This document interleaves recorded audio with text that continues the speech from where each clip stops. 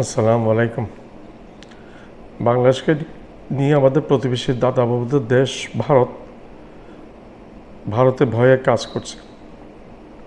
বাংলাদেশকে নিয়ে ভারতের কেন বর্তমানে ভয়, এই প্রাসঙ্গিকতা আমি একটু তুলে ধরছি।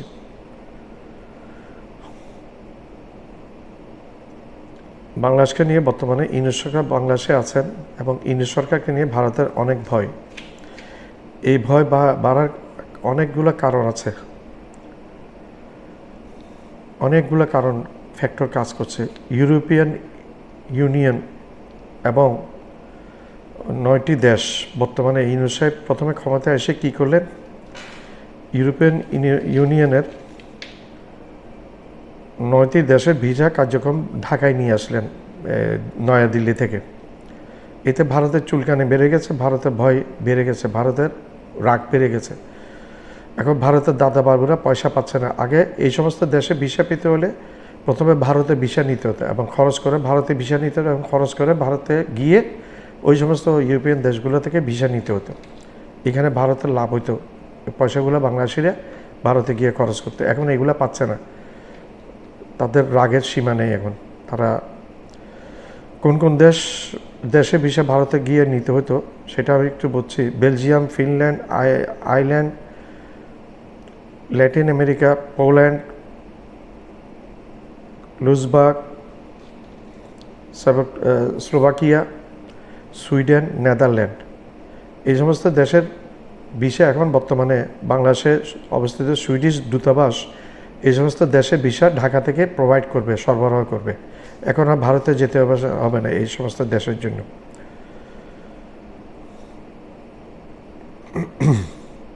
পর্তুগাল, রোমানিয়া, বুলগেরিয়া, ক্রোয়েশিয়া ঢাকায় তাদের অফিস চালু করেছে অলরেডি। এখান থেকেও এই সমস্ত দেশে ভিসা চালু হচ্ছে এবং চালু করেছে, ভিসা পাওয়া যাচ্ছে। আগে ভারতের ভিসা নিতে হতো এই সমস্ত দেশে, কোনো একটা দেশে যেতে। এখানে ভারতের দাদাদের একটা বড় অঙ্কের পয়সা তারা পেত।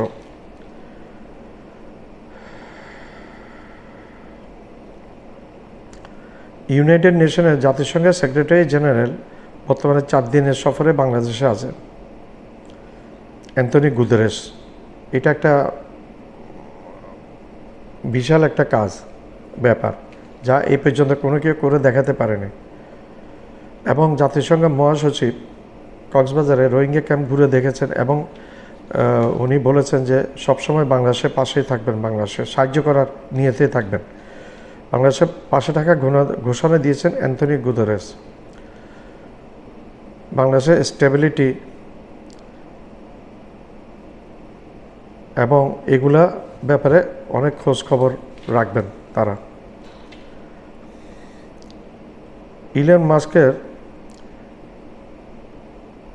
যে ইন্টারনেট স্টারলিংক, সেটা বাংলাদেশে প্রথমে চালু হচ্ছে 2-3 মাসের মধ্যে। বাংলাদেশ প্রথম উপমহাদেশের মধ্যে প্রথম দেশ যেটা চালু করতে যাচ্ছেন।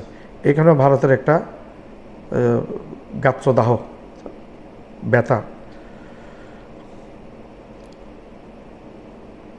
ভারতের দাদাগিরির এইখানে শেষ হচ্ছে। পাকিস্তানের সাথে বাংলাদেশের সম্পর্ক, এইখানে ভারতের ভয়ের কারণ। পাকিস্তানের সাথে বাংলাদেশের সম্পর্ক দিন দিন বেড়ে গেছে, এটাতে ভারতের ভয়ের কারণ। পাকিস্তানের সাথে চীনের সম্পর্ক দিন দিন বেড়ে গেছে, এটাতে ভারতের ভয়ের কারণ। পাকিস্তানের সাথে তুরস্কের সম্পর্ক বেড়ে গেছে, বাইরে একটা দর্শ অনেক মিসাইল তুরস্ক থেকে বাংলাদেশ পেয়েছে, এটা ভারতের ভয়ের কারণ। পাকিস্তানের থেকে ফাইটার প্লেন বাংলাদেশ কিনার নিয়ত করেছে, এটা ভারতের ভয়ের কারণ। পাকিস্তান সর্বতভাবে সাহায্য করবে বলেছে বাংলাদেশ আক্রান্ত হলে, এটাও ভারতের ভয়ের কারণ। তুরস্ক ড্রোন দিয়ে বাংলাদেশ সীমান্তে ভারতকে ঘিরে ফেলেছে এবং পাকিস্তানকে তুরস্ক বাইরে একটা ড্রোন দিয়েছে এবং ভারতকে ঘিরে ফেলেছে। এবং মালদ্বীপকে তুরস্ক বাইরে একটা ড্রোন দিয়েছে এবং ভারত অনেকটা ঘেরার মুখে। অলরেডি ভারত চীন দ্বারা ঘেরাও আছে, পরিবেষ্টিত, পাকিস্তান দ্বারা পরিবেষ্টিত, বর্তমানে বাংলাদেশ দ্বারা পরিবেষ্টিত হয়েছে। বিগত 15 বছর ভারত বাংলাদেশকে যা অত্যাচার করেছে, যা শোষণ করেছে, একতরফাভাবে শেখ হাসিনা থেকে যা সুযোগ সুবিধা নিয়েছে, বিনিময়ে কিছু পায় নাই। বিনিময়ে পেয়েছে বিডিআর হত্যাকাণ্ডটা পেয়েছে, তারপর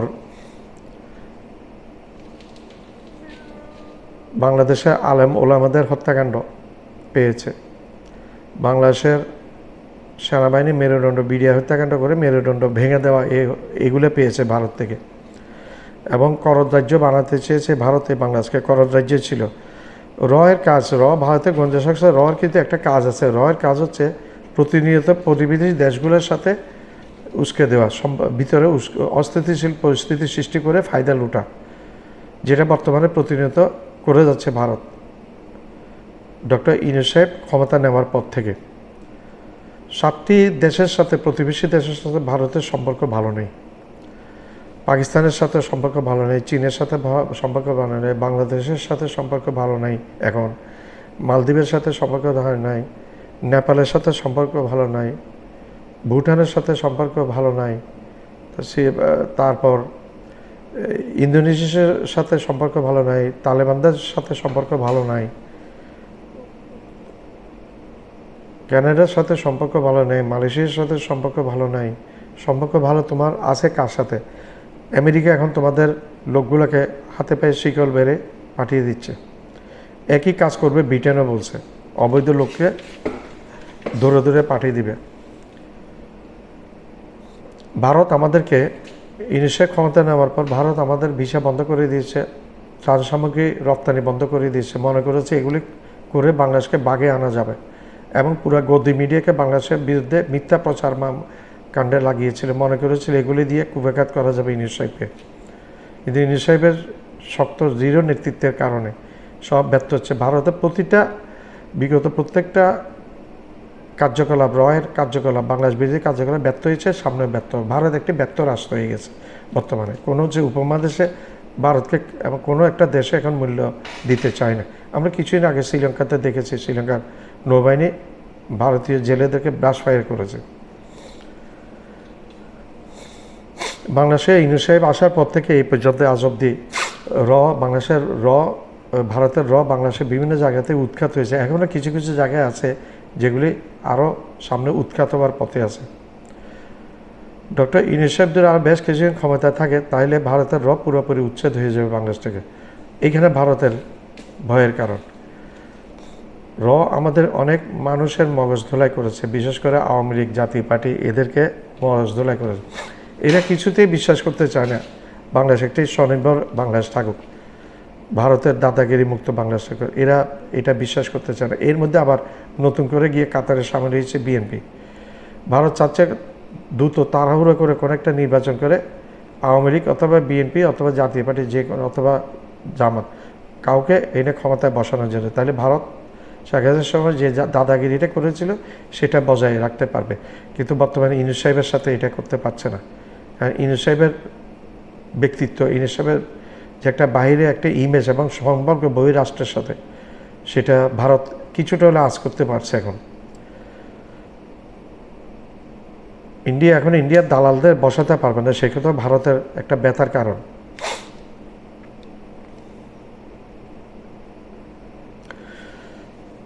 অ্যান্টনি গুতেরেস 4 দিনের সফরে বাংলাদেশে এসছে, এটা একটা বিশাল ব্যাপার। গত 53 বছরে কোনো সরকারের হ্যাঁড়ামি কুলায় নেই যে জাতিসংঘের মহাসচিবকে এনে এখানে রাখা, কোনো সরকারের হ্যাঁড়ামি কুলে নেই। ভারত বর্তমানে প্রতিদিন চাচ্ছে ইউনূস সাহেবের সরকারকে অস্থিতিশীল করে দেওয়ার জন্য, কিন্তু ফেলিয়ার হচ্ছে। কারণ ইউনূস সাহেবের পিছনে বাংলাদেশের ছাত্র জনতা আছে। এই ছাত্র জনতাই ডক্টর ইউনূস সাহেবকে ক্ষমতায় বসিয়েছিলেন। আমি বলবো ডক্টর ইউনূস সাহেব গণতান্ত্রিকভাবে নির্বাচিত নেতা। এই কারণে গণতান্ত্রিকভাবে নির্বাচিত নেতা, তখন ছাত্র জনতা আন্দোলন করে ফ্যাসিস্ট শেখ হাসিনাকে ফেলে দিয়ে একটা জনগণের একটা মতামত নিয়ে, জনগণের সমর্থন নিয়ে এই ডক্টর ইউনূস সাহেবকে বসিয়েছে। সেই সূত্রে ডক্টর ইউনূস সাহেব একজন গণতান্ত্রিকভাবে নির্বাচিত নেতা। ভারতের আরও ভয় 7 সিস্টার নিয়ে, ভারতের ভয় কাশ্মীর নিয়ে, ভারতের ভয় পাঞ্জাব নিয়ে, তালেবানদেরকে নিয়েও ভারতের একটা ভয় আছে। ভারত বেশি বাড়াবাড়ি করলে ভারত জানে ভারতের 7 সিস্টার চীন এবং বাংলাদেশ, পাকিস্তান মিলে 7 সিস্টার বিচ্ছিন্ন করে দিবে এবং ভারতের 7টি রাজ্য ভারত থেকে বিচ্ছিন্ন হয়ে স্বাধীন হয়ে যাবে। তারা দীর্ঘদিন ধরে আন্দোলন করছে, দীর্ঘদিন ধরে তারা চাচ্ছে স্বাধীন হয়ে যাওয়ার জন্য, যেটা বাংলাদেশকে বেশি ঘালাতে গেলে ভারতে ক্ষতি হয়ে যাবে, ক্ষতি ছাড়া লাভ নেই। এদিকে ভারতের পশ্চিমবাংলা ভারতের কেন্দ্রীয় সরকারের বিরুদ্ধে আছে। এই কেন্দ্রীয় সরকারটা হচ্ছে একটা কট্টর হিন্দুত্ববাদী সরকার, মুসলিম বিরোধী সরকার। এই সরকার হাতে অনেক মুসলমান নিহত হয়েছে এবং কাশ্মীরে প্রতিনিয়ত হত্যাকাণ্ড করছে। তারপর অরুণাচল প্রদেশে, মণিপুরে অনেক খ্রিস্টান হত্যা করেছে এবং 250-এর উপর গির্জা জ্বালিয়ে দিয়েছে। ভারতে বর্তমানে 200-এর উপর মসজিদ ভেঙে দিয়েছে এই বর্তমান সরকার। তো ভারত আসলে বুঝতেছে না, বুঝার কথা না, কারণ এই অমিত শাহ, নরেন্দ্র মোদী এগুলো অশিক্ষিত মূর্খ টাইপের লোক। এগুলো দিয়ে ভারত একটা বিশাল, ভারতের যে ক্ষতি হয়ে গেল সেটা পূরণ করতে ভারত আদৌ পারবে কিনা আমি সন্দিহান। আমরা ভারতকে আমি সবসময় একটা কথা বলি, ভারত আমাদেরকে শান্তিতে থাকতে দিবে না। ভারত আমাদেরকে শান্তিতে থাকা দেওয়ার মতো একটি দেশ না। তাই আমাদের এখন ভারতকে যদি আমরা সহযোগিতা করি, এটা আমাদের জন্য বুমেরাং হবে, আমাদের ক্ষতি হবে। এখন ভারতের 7 সিস্টার ভারত থেকে আলাদা হতে চাচ্ছে, আমাদের উচিত আলাদা হতে সাহায্য করা।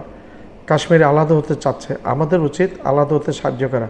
পাঞ্জাব আলাদা হতে চাচ্ছে, আমাদের উচিত আলাদা হতে সাহায্য করা। চীন